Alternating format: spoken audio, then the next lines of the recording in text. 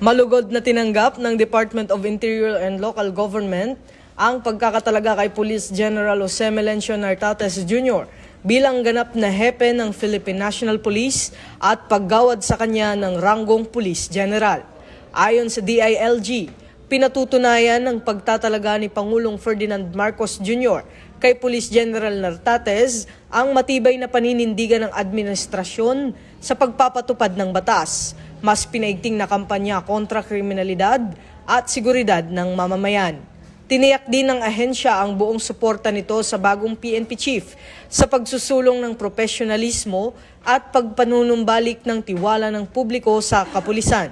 Mainit din ang pagtanggap ng National Police Commission sa promosyon ni Police General Nartates na anilay nagpapalakas sa tiwala sa isang disiplinado, people-centered at reform-driven na PNP at nagbubukas ng mas matibay na ugnayan ng dalawang institusyon.